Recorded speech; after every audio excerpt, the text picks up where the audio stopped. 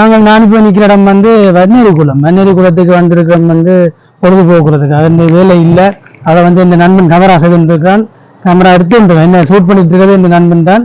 அவனோட சேர்ந்து 2 பேரும் பைக்கில் வந்து நாங்கள் வந்து வன்னேரி குளத்துக்கு வந்து நாங்கள் என்ன சொன்னால் இந்த வெக்க காலத்தில் இந்த பகுதியை பார்க்கும்போது பாருங்க எவ்வளவு ரம்மியமாக இருக்குன்னு சொன்னால் மற்ற பசுரன் இந்த கோடை காலத்தில் கூட இந்த பகுதி வந்து அவ்வளவு இதமாகவும் காற்றோட்டத்தோடும் கூடி இருக்குது.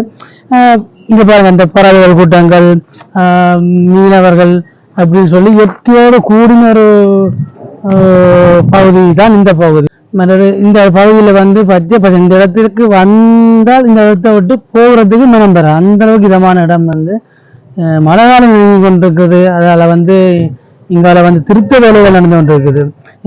இப்போ நெல் விவசாயம் கூட இடம்பெறவில்லைன்னு சொன்னால் தண்ணி பூட்டப்பட்டிருக்குன்னு நினைக்கிறேன். இந்த கால்வாய்கள் வேலை திட்டங்கள் நடந்து கொண்டு வானளவு உயர்ந்து வளர்ந்த மரங்கள் நடந்து கொண்டிருக்குது. இந்த இடம் தான் வன்னேரி குளத்துக்கு வந்திருக்கிறோம். இன்றைக்கு வன்னேரி குளத்துக்கு வந்திருக்கிறோம். வன்னேரி குளத்தில் இந்த கால்வாய் புனரமைப்பு வேலைகள் நடந்து கொண்டிருக்குது.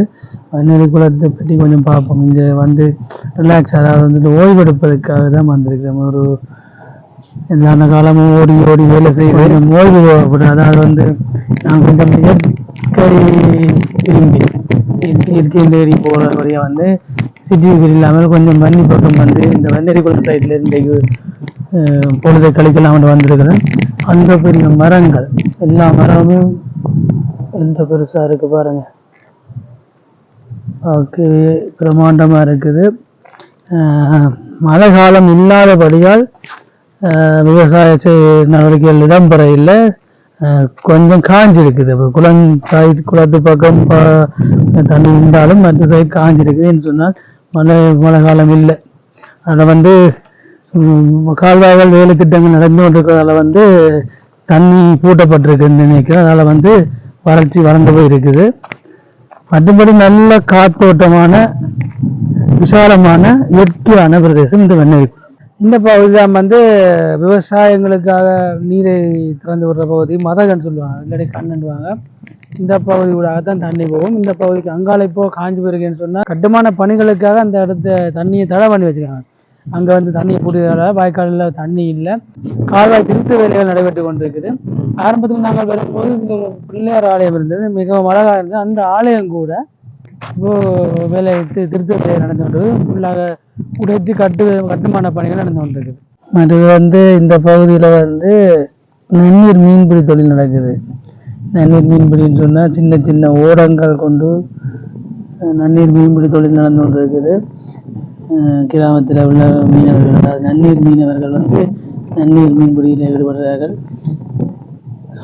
அங்காளிக்கரை வந்து காடுன்னு சொன்னால் அந்த கரையில், இந்த குளத்தின் அந்த கரையில் வந்து வனவிலங்குகள் வந்து நீரை வந்து அருந்துகிறோம்.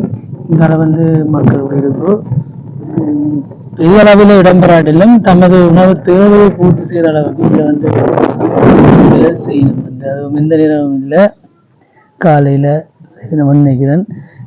இங்கால பார்த்தா தொழில் செய்துட்டு அந்த வல்லம்னு சொல்லுவாங்க, அந்த அதை வந்து நிறுத்தப்பட்டிருக்கு. நிறைய பறவைகள் அங்கே பறந்து போகுது. அதாவது இயற்கை வளம் நிறைந்த இடம் என்றபடியால் வந்து உள்ளூர் பறவைகள் சரி, வெளிநாட்டு பறவைகள் சரி வந்து இங்கே தஞ்சம் அடைந்து இனப்பெருக்கங்களை மேற்கொள்ளுது. கண்ணுக்கு அழகிய காட்சிகள் நிறைய இருக்குது, மனதுக்கு இதமாக இருக்குது, உடலும் குளுமையாக இருக்குதுன்னு சொன்னால் இந்த இடத்துல நிற்கும்போது சிலு நல்ல காற்று வீசுது. அது வந்து இந்த ஓட காலத்தில் கூட இதமான காற்று வீசி கொண்டிருக்குது. இந்த இடத்த விட்டு போகிறதுக்கு, நகர்றதுக்கு சுத்தமாக மனமே வரையில. வனப்பகுதி என்றபடியாக எங்களால் பார்க்கக்கூடிய மாதிரி இருக்கிறது. இந்த குரங்குகளை மட்டும்தான் பார்க்கக்கூடிய மாதிரி இருக்குது. அதுவும் வரும்பாலியில் நிறைய பாத்திரங்கள், ஆனால் இங்கே பார்க்கக்கூடிய மாதிரி இருக்கிறது 2 தான். இதில் இருக்குது, அங்கால நிறைய இருக்குது. மனித நடமாட்டங்களை கண்டுட்டு அங்கால போயிட்டுது. ஒரு சில குரங்குகள் வந்து மனிதரோடும் பழகக்கூடிய மாதிரி இருக்குது. கடிக்கும் போது தெரியலை. நாங்கள் பார்ப்போம், கிட்ட போயிருக்க பார்ப்போம். ஆனால் அது எங்களை கண்டுட்டு ஓடுது.